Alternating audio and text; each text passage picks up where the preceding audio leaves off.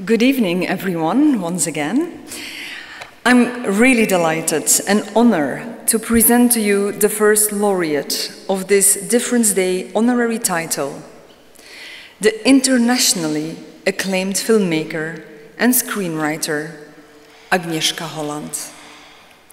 For several decades now, Holland is the leading lady of both Polish and European cinematography. Many of her movies have won and have been nominated for the most important film prizes.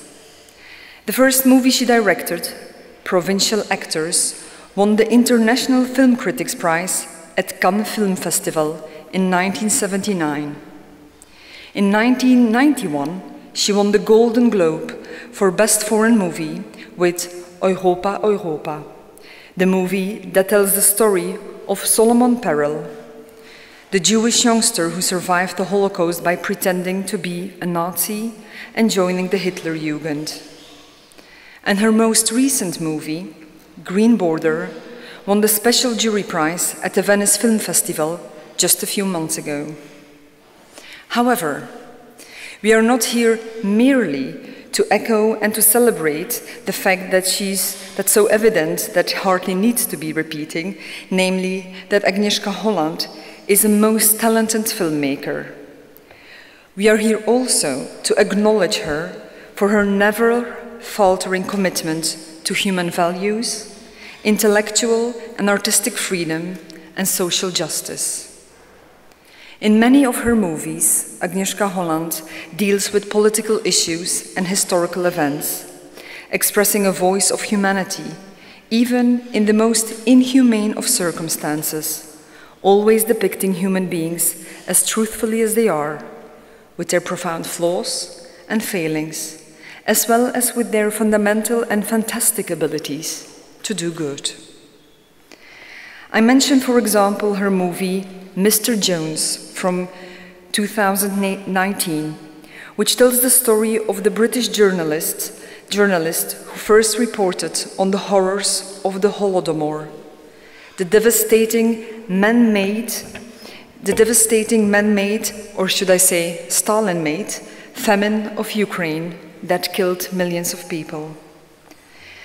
I also want to draw attention to her movie In Darkness from 2011 about a Polish sewage worker who hides Jewish people in the sewers of Lviv to help them to survive the Holocaust, and where Holland presents both Jewish and ethnic Poles as having strong similarities in spite of their differences.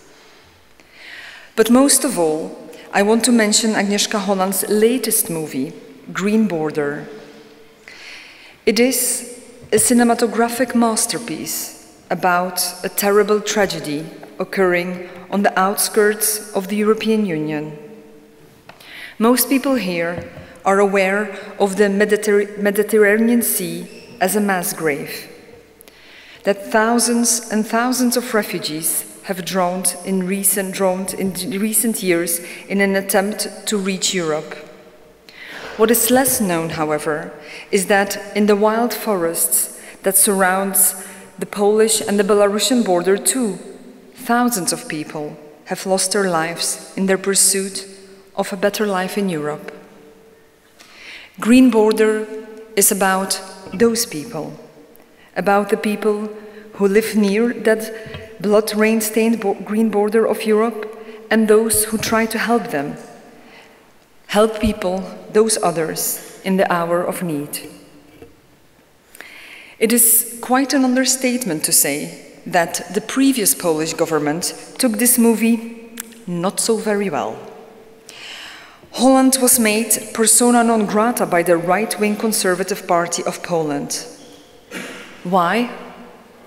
Simply for giving refugees a human face. Simply for exposing the grim truth of how politicians dehumanize refugees in words and deeds. Even the Polish president said he hasn't seen the movie, but he thinks that only pigs go to see such a movie, and he called The Green Border an anti-Polish movie. In his eyes, watching the movie in a theater was being a traitor of Poland.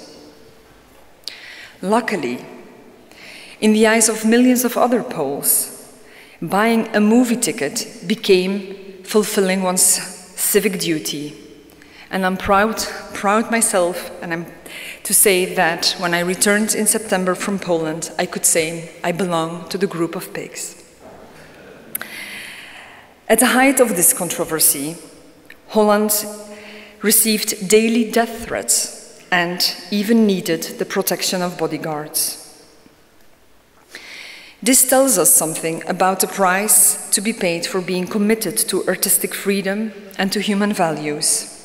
And it tells us something about the courage Holland has displayed throughout her career as an embodiment of exactly this commitment. Already as a young woman, when she was studying at the film and TV school in Prague, she testified to these qualities. She was in Czechoslovakia at the time of the Prague Spring in 1968, and for her support of the dissident movement, she was imprisoned. When Poland was under communist rule, she had the courage to make movies that contained implicit criticism of the political regime and the repression. She also translated Milan Kundera's The Unbearable Lightness of Being to Polish, at a time when Kundera could only publish abroad and his books had to be smuggled in to communist homeland. And in recent years, when Poland was under right-wing populist rule, Holland had the courage to raise her voice yet again and oppose the regime and its repression. Difference Day is always organized on or around the World Press Freedom Day, declared by the UN in 1993 to raise awareness of the importance of press freedom and to remind governments to respect their duty to uphold the right to freedom of expression. Agnieszka Holland has defended this freedom of expression and other fundamental rights and freedoms for almost, and even more, than half a century now. She has done so not only through her movies, but also by engaging actively in the public debate. She has always been vocal about social and political issues. Never did she shy away from raising her voice for the cause she believes in, with the principle of these causes being the humaneness of humanity itself. Owing to all her contributions to cinematography, to freedom of speech and artistic expression, I'm delighted that this year's Difference Day honorary title goes to Agnieszka Holland. In times like ours, when a war is raging in Europe, when illiberalism and authoritarianism are on the rise, we need people like Holland all the more as beacons of freedom, humanity, and a beacon of hope. Agnieszka Holland.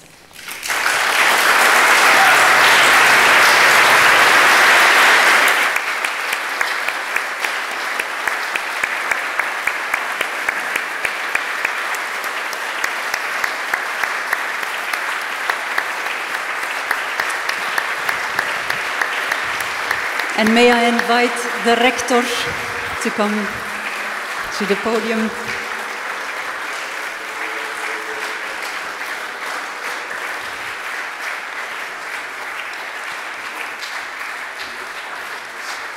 And you are also receiving a cartoon, though that's too small a word, from Gal, who's also here with us, a well-known cartoonist with a political feel. Gal, please stand up and let us applaud you too for this wonderful piece of art.